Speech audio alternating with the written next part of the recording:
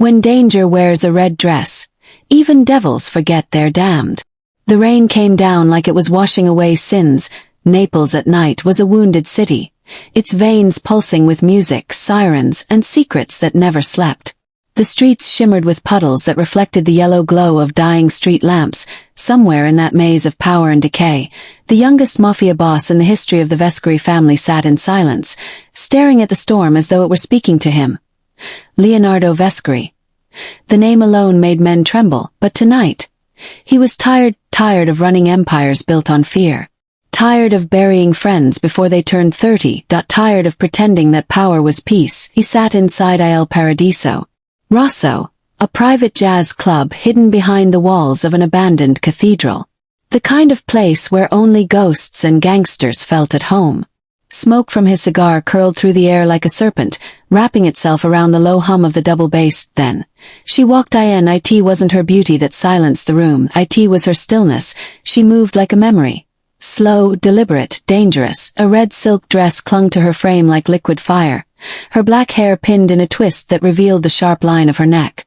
Eyes, dark as midnight tea, scanned the room, unreadable.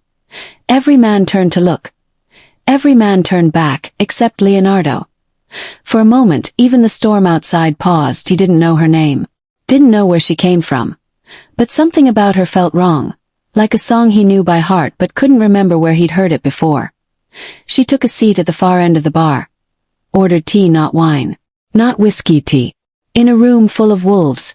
Leonardo watched her through the fog of smoke. His right-hand man, Matteo, leaned in and whispered, "Boss, that one's not from around here." Leonardo's lips curved slightly. "That's why she's interesting." He approached her slowly, his footsteps echoing against marble floors. When he stopped beside her, she didn't look up. "Tea," he said, voice low. "In a place like this." She finally turned her face toward him. And for the first time in years, Leonardo felt his pulse skip. Her voice was calm, soft, but there was steel beneath the silk. "Not everyone drinks to forget, Mr. Vescari." He smiled faintly. "Then you must be here to remember." Silence. The saxophone cried somewhere behind them. "What's your name?" he asked. She looked at him, eyes unreadable. "Li Mei." The way she said it, cold, final, sounded like both a warning and a whisper of fate. That night, Leonardo's men brought him a file. No record. No past. No trace. Li Mei didn't exist before Naples and another part of the city. Li Mei stood in a small apartment lit by a single bulb. The air smelled of rain and gun oil. She opened a small black case. Inside, a photo of Leonardo Vescari. And a silencer. Her handler's voice echoed in her memory. "He killed your brother. Make him pay. Make him bleed slowly. Make him fall before you end him." Li Mei stared at the photo. The man who took everything from her family. The man she was sent to kill. She whispered something under her breath in Mandarin, a prayer. Or a curse. Then she loaded her weapon and whispered, "Forgive me, brother." Days passed. She appeared again, at his club, at his restaurant, even outside his church. Always by chance, or so it seemed. Leonardo noticed. He always noticed. One night, he invited her to dinner at his villa overlooking the Essia. No guards inside, no weapons on the table. Just candles, silence, and the sound of waves breaking below the cliffs. Li Mei sat across from him, her posture elegant, controlled. He poured her wine. She didn't drink. He asked her what she did for a living. She smiled faintly. "I help people disappear." He laughed. She didn't. In that moment, he saw something behind her calm, sorrow deep and sharp. Something he recognized in himself when she excused herself to stand on the balcony. He followed. The moonlight painted her skin silver, her hair moving with the wind. For a long moment, neither spoke. Finally, he said softly, "You're not from this world, are you?" She turned to him, eyes glistening. "You'd be surprised what worlds people come from when they've lost everything." And before she could stop herself, she looked at him. Truly looked, and that was her first mistake. Later that night, after she left, Leonardo found himself unable to sleep. He poured another glass of whiskey, staring at the empty chair where she had Saturday for a man who ruled an empire. He suddenly felt powerless, haunted by a face, by a voice, by something he couldn't name. Li Mei stood at the corner of his estate, her gun in her hand, staring through the scope of her silencer, her finger on the trigger, the crosshairs on his heart. She could see him, alone, fragile, almost human, and she hesitated for 3 seconds, then 4, then forever. She lowered the gun and whispered, "Not tonight." The thunder rolled again. Somewhere, 2 empires began to shift. One Italian, one Chinese. Neither knew that their fates had already entwined. He couldn't stop thinking about her. She couldn't stop aiming at him, and in between the two, love began to take root in the soil of blood. It was midnight again in Rome. The Vescari estate, a fortress carved into marble and guarded by ghosts of loyalty, slept under the hum of cicadas, but inside its private garden, a woman moved like the moonlight itself. Li Mei, her red silk was gone tonight, replaced with black, simpler, sharper. She was supposed to meet her contact from the Triad. Instead, she found herself walking among roses that shouldn't have been able to bloom in winter. Leonardo's voice came from behind her, deep, calm, dangerous. "You shouldn't walk here alone. The night in Rome has a taste for secrets." She didn't turn. "And you? Do you keep any?" Leonardo smiled faintly, hands in his pockets, the light of a cigarette painting his cheekbones in amber. "Too many. Some that could ruin me. Some that already have." The silence stretched, thick, fragile. Then he said something that made her chest ache. "Do you ever wish you could start again?" Li Mei's heart skipped. "I stopped wishing a long time ago." He watched her, really watched her, like he could see through the mask she wore. And for the first time in years, she looked away. 2 days later, Leonardo invited her to dinner. Not at a restaurant, at his home. It wasn't a meal. It was a confession dressed in luxury. The chandelier flickered. The table was long enough for 12, yet they sat close, close enough that their knees brushed. "Tell me something true," Leonardo said quietly. Li Mei cut a piece of steak, pretending calm. "Truth is expensive," she replied. He leaned forward. "Then lie beautifully." She laughed, the kind of laugh that hides pain. "Fine. I'll lie. I'm here for business. And I don't care about who you are." Leonardo smiled faintly. "Then I'll lie too. I believe you." They ate in silence, the kind that said everything words couldn't. And when the storm rolled outside, thunder rumbling like war, she forgot that she was the one meant to pull the trigger that night. She couldn't sleep. In her hotel room, she opened a small wooden box she'd kept hidden. A photo inside, a boy maybe 12 with her same eyes, her brother. He was laughing, holding a small kite. It was the last picture before he died, shot by one of Leonardo's men during a Triad Mafia crossfire in Shanghai. She had sworn that day, every Vescari must die, and yet here she was, sitting in candlelight, remembering the way Leonardo had looked at her, not as an enemy but as someone. Seen her phone buzzed. "Report. Target status." "He trusts me," she typed back. "Good. Kill him in 2 nights. Use the gala. Make it clean." She stared at the screen until the words blurred, then, in a whisper to herself, she said, "I don't know if I can." The Vescari Gala. Rome's elite arrived like gods from another century. Laughter, champagne, masks. Li Mei wore silver tonight, a gown that caught light like tears. Leonardo couldn't take his eyes off her. The orchestra began to play. Slow, haunting. He extended a hand. "Dance with me." She hesitated, then took it. Their bodies moved in rhythm, close but restrained, like fire and ice learning to coexist. Her hand rested against his chest. His heart, steady, strong, reminded her of everything she was supposed to destroy. Leonardo whispered, "You keep looking at me like you're memorizing a goodbye." She froze. He smiled faintly. "Whatever it is, you can tell me." Her throat tightened. She wanted to say, "I was sent to kill you," but instead she said softly, "Maybe I'm just afraid of how much I'll remember." The dance ended, applause around them, but their world had gone silent. After the gala, Leonardo led her through the back hall, into a quiet room lined with old books. He closed the door. The rain outside began again, soft this time, like a heartbeat. "I know who you are," he said. Li Mei's breath caught. "What?" "I know you're not an art dealer. You carry your shoulders like a soldier. You drink without tasting. You watch exits. You don't flinch when men pull guns." He stepped closer. "Who sent you?" Her pulse thundered in her ears. This was the moment. The perfect time to shoot him. To finish the mission. But she didn't move, her voice broke instead. I can't tell you. Leonardo studied her, then did something unexpected. He reached out and touched her cheek.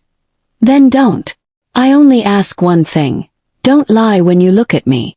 She closed her eyes. And for the first time in years, an assassin cried. That night, Li Mei stayed. Not because of orders, but because of everything she couldn't explain. They talked until dawn. About music, loneliness, the price of power. He told her about his brother's betrayal. She told him about the mother she never knew, and when he finally kissed her, it was soft, hesitant, like a man touching a wound that might heal or kill him. For a moment, the world forgot they were enemies, but outside in the dark, a sniper from the Triad watched through a scope, finger trembling on the trigger. Naples woke to a sky bruised purple and gray, rain dripped from tile roofs, pattering on cobblestones. Leonardo sat in his office, the room still lit by the golden glow of dawn. Empty glass of whiskey trembled in his hand. Li Mei didn't answer his calls last night. The absence gnawed at him like a knife. He told himself not to care. He told himself she was just a beautiful shadow, here for a mission. But when he found her at dawn, standing on the balcony in the soft mist, he knew he had lied to himself. Leonardo, she whispered, voice trembling. We need to talk. He followed her into the gardens somewhere. The roses they had walked among before were crushed by the rain. The world felt hollow, as if it had been waiting for confession. I'm not who you think I am, she said. Her hands were shaking, clutching a small silver locket, the one she had kept hidden all this time. I'm Lin Shui. My brother. Wei Shui, he was killed by your men. Leonardo's eyes went cold, then dark, then shattered. You, what?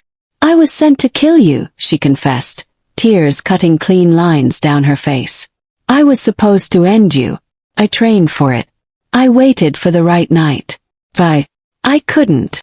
The storm above echoed the chaos between them, lightning ripping the sky open, thunder shaking the city. You were sent to kill me?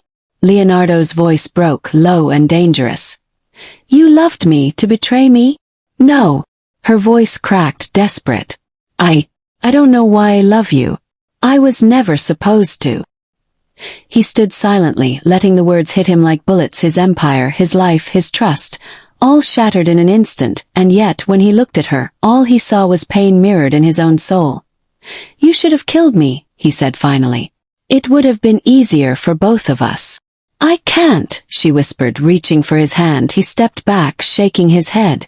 Don't touch me. You've done enough damage. Her fingers hovered over his arm. Trembling, she wanted to explain. She wanted him to understand, but nothing could fix the truth. For a long, trembling moment, they just stared at each other. Two souls caught between war and love. Then Leonardo closed the distance, his hands cupping her face. The kiss was soft at first, hesitant, desperate. It tasted of rain, of whiskey, and heartbreak. It wasn't love. It was surrendered. It was forgiveness. It was the agony of knowing the person you loved most was also the reason you were alive, and the reason the world could still kill you both. That night, in a safe house overlooking the bay, they plotted their escape. Spain, Leonardo said. We disappear. Start over. Leave everything behind. She shook her head. They'll come for us. Both sides, your Mafia, my Triad. We'll be hunted. I don't care. His voice was steel, but his eyes were glass. I'll fight them all. I'll fight anyone. But I'm not losing you. Tears ran down her face.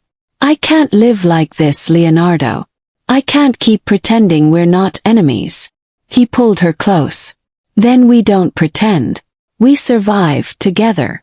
For a night, they believed it could work. For a night, love was stronger than blood. Sunrise. The world crashed down, gunfire ripped through the walls of their hideout, smoke filled the air, bullets shattered windows, tearing splintered wood into the dawn. Leonardo grabbed her, shielding her body with his own. The Triad had found them. You told them where I was, he shouted, panic and rage shaking him. I swear I didn't, she screamed back. Chaos reigned, men fell, blood spread across marble floors. Like ink, a sniper's bullet grazed Leonardo's shoulder. He fired back, but another attacker dropped beside him. She caught him as he stumbled, holding him close. I'm not leaving you, she whispered, voice trembling. You have to, he gasped. Go live. Her heart shattered. She wanted to obey. She wanted to save him, but she couldn't. Another gunshot. Closer. He was bleeding now, crimson spreading across his shirt. She held him in her arms. Rain began to fall outside again, mixing with tears and blood. You should have killed me when you had the chance, Leonardo whispered, eyes dimming. Now you'll have to live with this. I'll save you, she cried. I swear I'll save you. His lips brushed her forehead one last time. No one saves anyone, he murmured. And sometimes love isn't enough. His eyes closed, the sirens wailed in the distance, and Li Mei realized. Their love had survived betrayal, but only just. Somewhere in the shadows the Triad watched. Somewhere, the Mafia plotted revenge. And somewhere in her chest, Li Mei's heart broke. For the first time in a lifetime, Naples burned at night. Smoke rose from the alleys, mingling with the neon glow of street lamps. The city, once elegant, now fractured, echoed with gunfire and screams. Leonardo's empire was under siege. The Triad had crossed continents, leaving no doubt. No one escaped the wrath of Lin Shui's world. Li Mei crouched beside him in the ruins of his office. The taste of blood on her lips, her gun trembled in her hand, her heart trembled more. He looked at her, wounded but alive. You should have left, he whispered, voice ragged. I tried, she replied, tears streaking her face. But I can't. Gunfire erupted from the street below. The Triad soldiers advanced, their movements precise, merciless. Leonardo grabbed a rifle, his face grim. You stay behind me, he ordered. She nodded, gripping her pistol tighter. Her fingers itched with fury, with fear, with love she wasn't supposed to feel. The firefight was relentless. Bullets tore through walls, shattered windows, and painted the marble floors crimson. For the first time, Li Mei realized. War didn't care about loyalty, love, or mercy. It only cared about survival. After the first wave of attackers fell, they hid in the basement. The air was thick with smoke and fear. Leonardo's shoulder was bleeding. She tore a strip of cloth from her dress to bind it. You're reckless, she said softly, trembling. And you're in love with a man you're supposed to kill, he replied. Her lips quivered. She didn't deny it. For a few stolen minutes, they held each other. The world outside could burn. For now, their hearts were alive. By dawn, Leonardo had called his men. They mobilized. Streets became battlegrounds. Naples was no longer a city. It was a chessboard of fire and blood. Li Mei led the Triad forces into an ambush, betraying her own, yet saving him in every calculated move. Her heart ached with every life she destroyed. Why? Leonardo asked as they watched the aftermath. Because I love you, she whispered. He stared at her. Love and disbelief warred in his gaze. And yet, he said, we may not survive this night. In the heat of battle, a sniper's bullet struck Leonardo.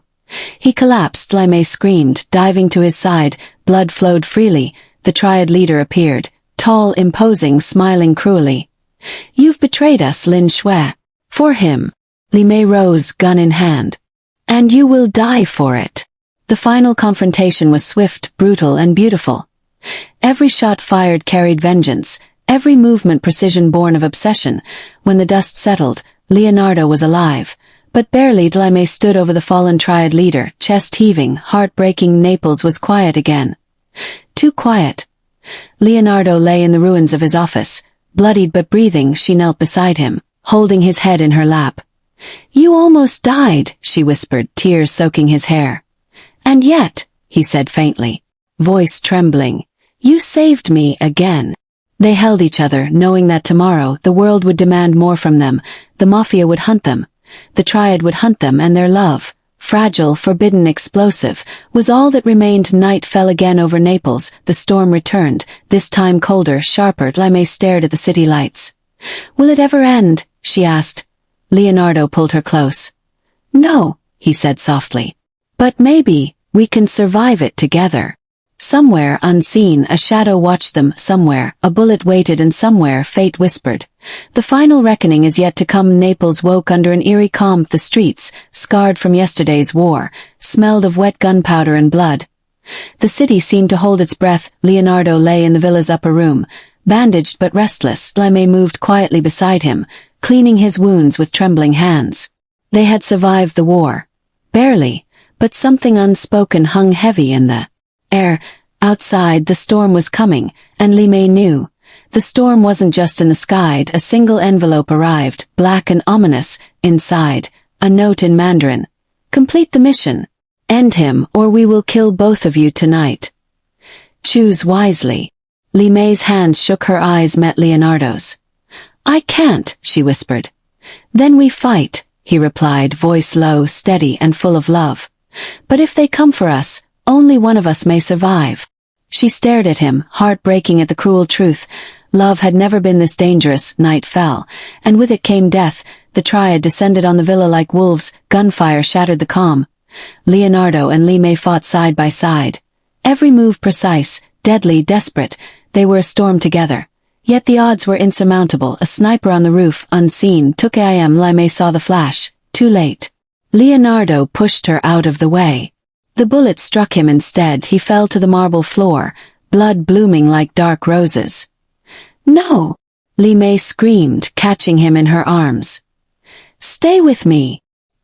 He smiled faintly, blood streaked across his face. You've already saved me more than once. Now finish this. Her hands shook. She raised her gun, firing through the shadows.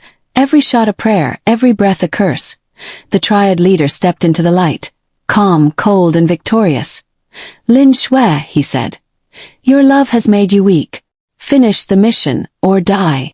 Li Mei looked at Leonardo. His chest rose and fell slowly. You don't have to do this, he whispered, but she did. She fired one last time. The leader fell. Then she collapsed to her knees beside Leonardo. He reached for her weakly, hand trembling. I can't leave you, he gasped, and in that moment, a sniper's second bullet found him. This time, there was no saving him. Li Mei held him as he bled out, rain mixing with blood on marble. Leonardo, stay with me, please, she cried. He smiled faintly, eyes half closed. I love you more than life, he whispered. Then his eyes dimmed, and he was gone. The storm outside broke, washing the world in tears. Li Mei's grief was absolute. A howl that echoed across rooftops, across oceans, across empires. She had survived, but love had died. Li Mei disappeared from Naples. Some say she returned to Shanghai, haunted by ghosts and memory. Some say she became a shadow, neither assassin nor lover, only a legend whispered in the underworld. And Leonardo's empire. It remained but hollowed at a kingdom without its king, a city without its heartbeat. Sometimes when the rain falls over Naples, they say you can hear two heartbeats in the dark. One broken, one eternal.